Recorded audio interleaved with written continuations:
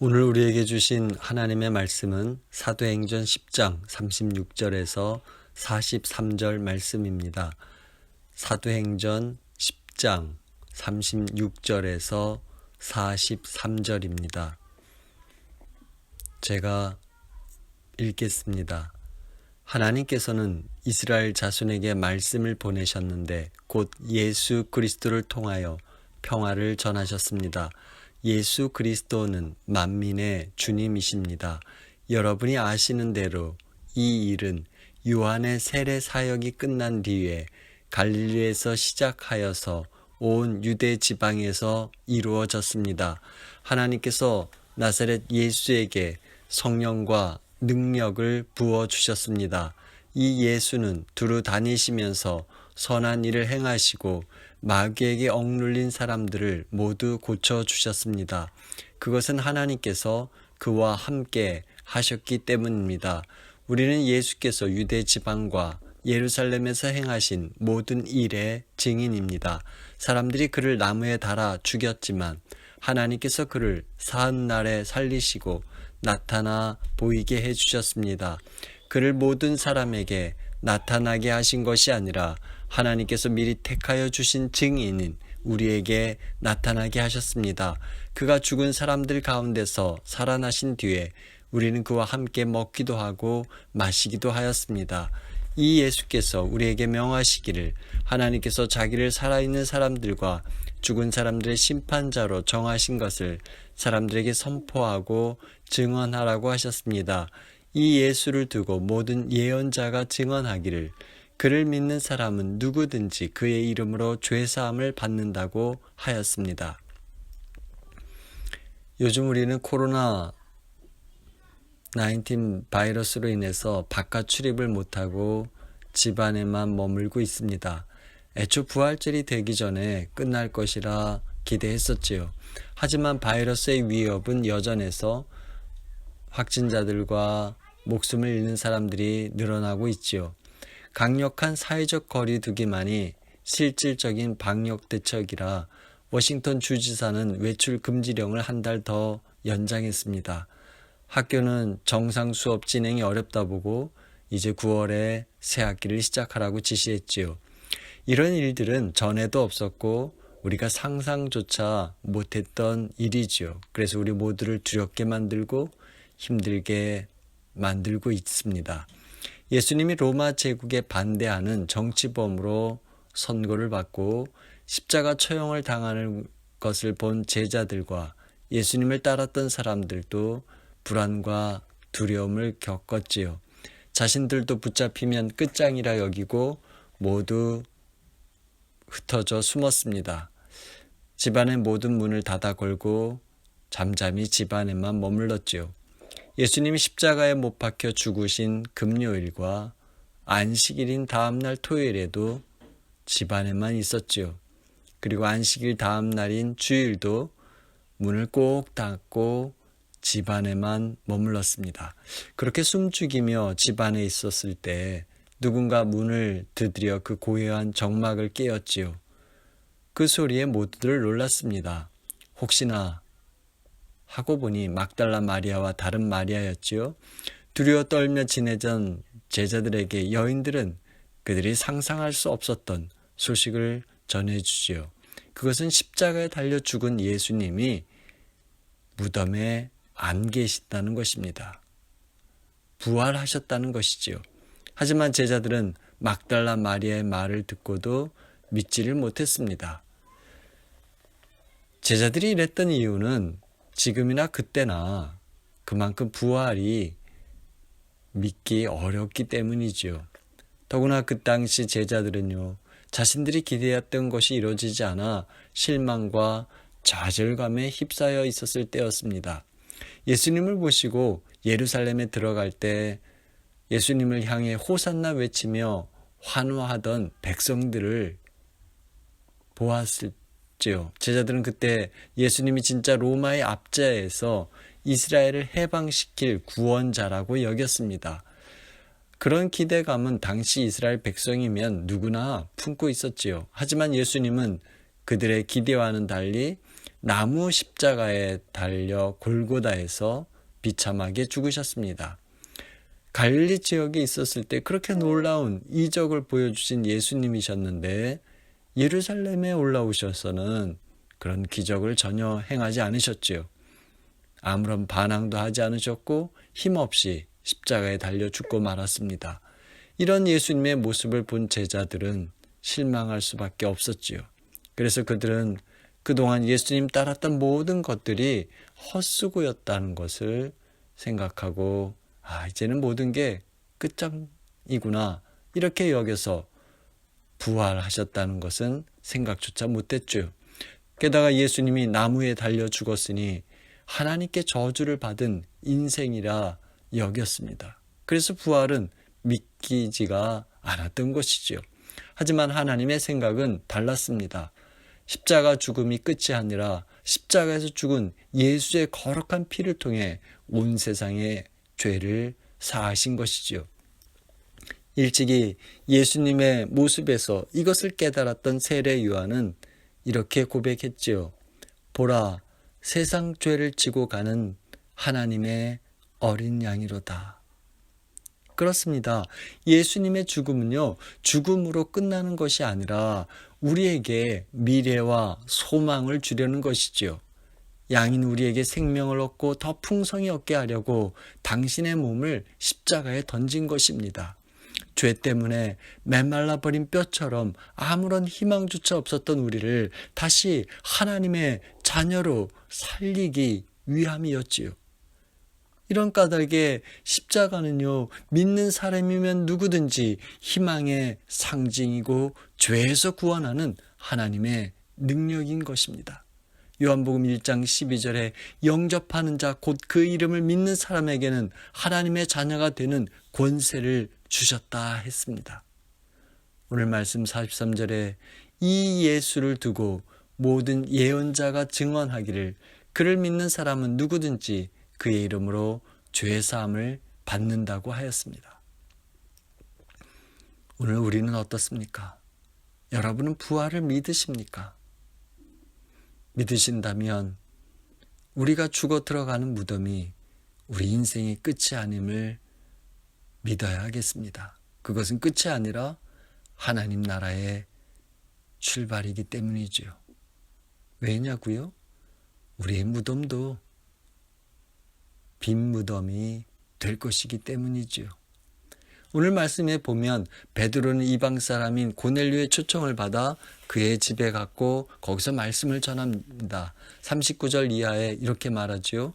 우리는 예수께서 유대 지방과 예루살렘에서 행하신 모든 일의 증인입니다. 사람들이 그를 나무에 달아 죽였지만 하나님께서 그를 사흘날에 살리시고 나타나 보이게 해주셨습니다. 십자가에 못 박혀 죽은 예수님이 다시 살아났다는 말이죠. 사실 예수님이 붙잡혀 대제사장 집에서 신문 받았을 때요, 베드로는 예수님을 모른다고 딱 잡아떼었습니다. 부활의 소식을 듣고도 믿지 못했죠. 그러나 이제는 부활하신 주님을 증거하고 있습니다. 이런 이유가 무엇 때문이겠습니까? 그것은 예수님의 십자가 죽음이 끝이 아니었다는 것을 믿었기 때문이지요. 부활하신 주님이 그를 찾아와 만나주신 이유로 베드로는 완전히 달라졌기 때문이었습니다. 그래서 그는 죽기까지 하나님 나라의 복음을 증거했지요.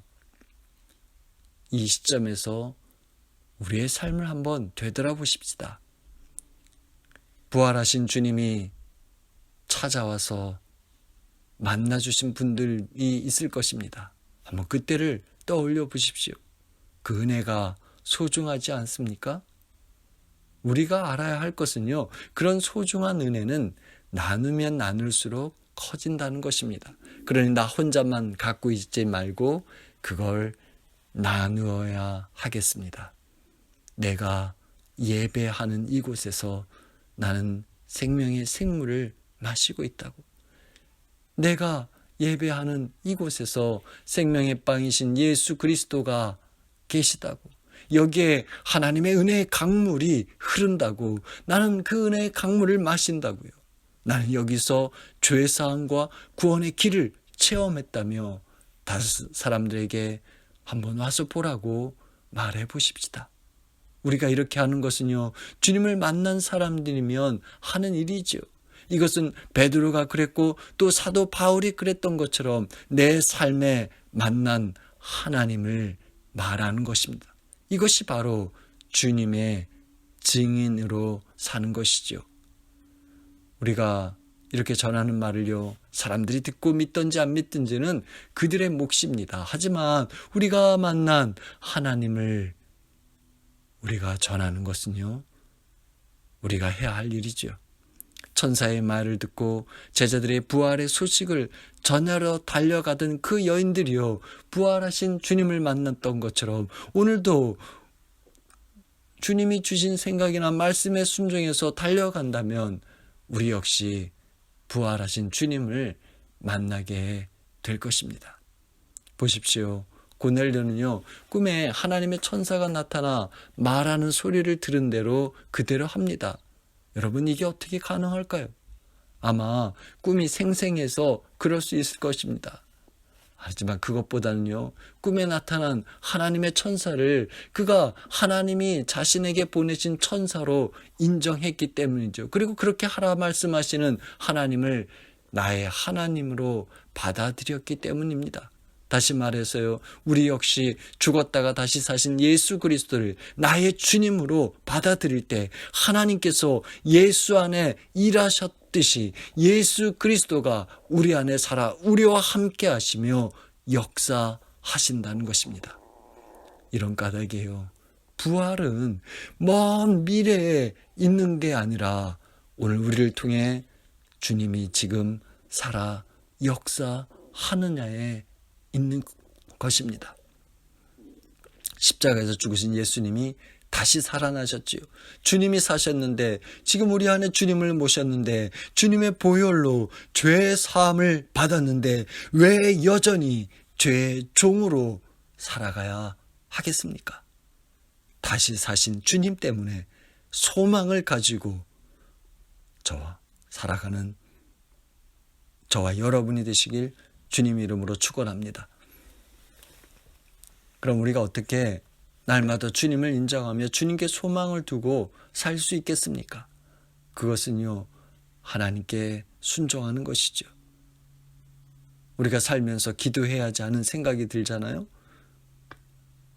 혹은 헌신해야지, 도와주어야지, 이런 생각을 주시고 하나님 비전 주실 때 고넬료가 그랬듯이 주님께 엎드려 물어야하지요. 이것이 진실로 주님이 내게 바라시는 것인지 그걸 묻고 주님의 뜻을 따라야 하겠습니다.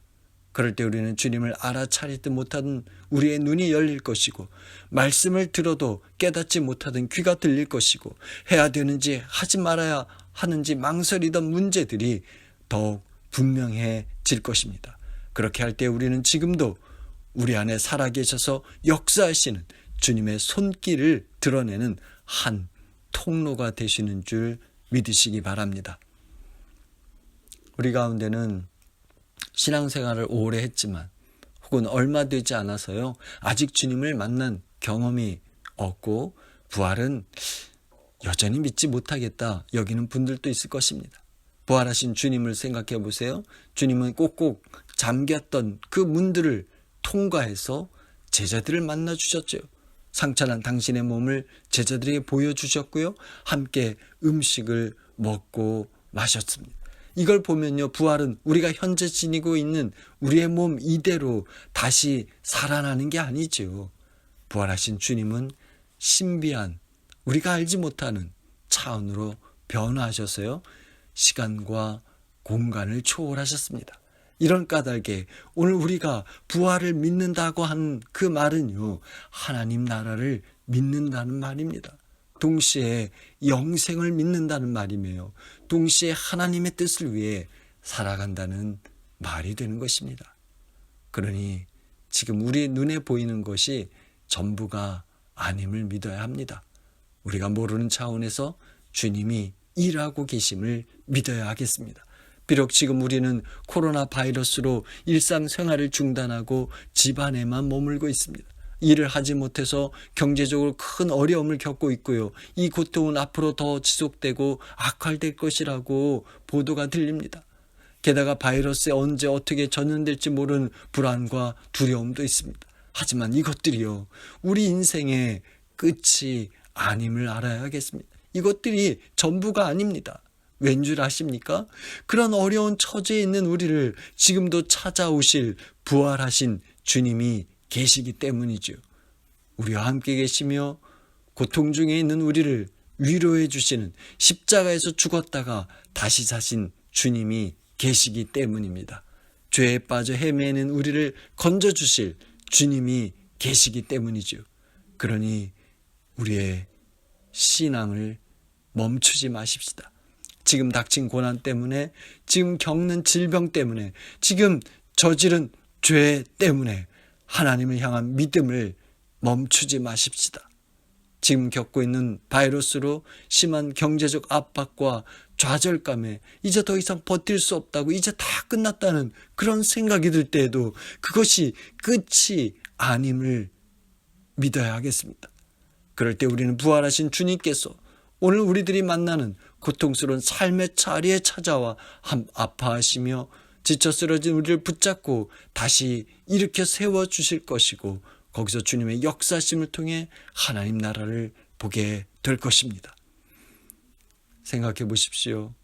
누가 물어봐도 나는 예수 전혀 모른다고, 나는 예수랑 정말 상관없다던 그 베드로를요, 부활하신 주님이 찾아가 만나주시고 내 양을 치라며 성령을 불어넣어 주셨습니다.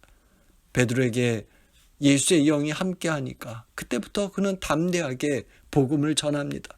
복음을 전하면 죽이겠다는 협박을 받아도요, 그게 전부가 아님을 알고 주님을 향한 믿음이 흔들리지 않았습니다. 그럴 때 그는요, 자신을 통해 역사하시는 부활하신 주님을 경험하곤 했습니다.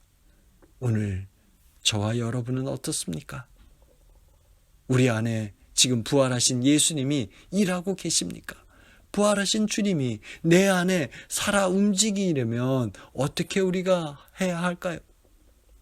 그것은요, 고넬료가 그랬고 베드로가 그랬듯이 하나님께서 주시는 생각과 비전이 생길 때마다 주님께 엎드려야 하겠습니다. 이것이 진실로 주님이 바라시는 것인지 물어봐야 하겠습니다. 이 시간 주님의 이름으로 축복합니다. 저와 여러분이 만나는 그 고통스러운 상황이나 장소에서 실망과 좌절로 희망은 생각조차 못하는 그런 상황을 만날지라도 그것이 전부가 아님을 믿어야 하겠습니다. 우리가 모르는 차원에서 오늘도 앞으로도 여전히 우리를 찾아와 만나주시고 말씀하실 부활의 주님을 믿고 그 주님을 따라 살아가는 저와 여러분이 되어야 하겠습니다. 십자가에 죽으신 예수님은 다시 살아나셨습니다. 우리는 그 주님을 나의 구원자요, 나의 하나님으로 모셨고 주님의 보혈로 죄사함을 받았습니다. 죄와 죽음의 권세를 끓고 다시 사신 주님 때문에 오늘도 내일도 모레도 소망을 가지고 살아가는 저와 여러분 되시길 주님 이름으로 축원합니다. 기도합니다. 우리 인생의 고통의 현장에서 부활하신 주님을 만나는 저희 모두가 되길 소원합니다. 저희 삶에서 꿈틀거리며 역사하시는 부활의 주님을 체험하고 매일 기쁨으로 찬양하며 간증하며 살아가길 원합니다. 이 시간 각 가정마다 주님 찾아가 함께 하시며 은혜를 베풀어 주옵소서. 한 사람 한 사람을 만나 주옵소서. 코로나 바이러스 때문에 집안에 머물고 있는 이때에도 주님 생명을 살리기 위해 자신의 목숨을 걸고 일하는 이들이 있습니다. 또 사랑하는 사람들이 일까 두려움에 떠는 이들이 있습니다. 이미 작별의 아픔으로 힘들게 지내는 이들도 있습니다. 또 경제적 활동을 하지 못해 애타는 이들도 있습니다. 이런 상황 속에서도 생존에 필요한 물자를 공급하며 또 파는 곳에서 이 일터에 나가는 사람들도 있습니다. 이들을 기억하시고 지켜 주옵소서. 예수님 이름으로 기도합니다. 지금 우리 주 예수 그리스도의 은혜와 하나님 아버지의 사랑하심과 성령의 인도하심이 주님을 의지한 까닭에 우리 눈에 보이는 현실의 어려움이 전부가 아님을 깨닫고 어떤 상황 속에서도 부활하신 주님을 체험하고 그 주님을 증거하며 살아가겠노라 다짐한 성도들 머리 위에, 가정과 자녀들 위에, 기업과 학업 위에 영원히 함께하길 간절히 축원합니다.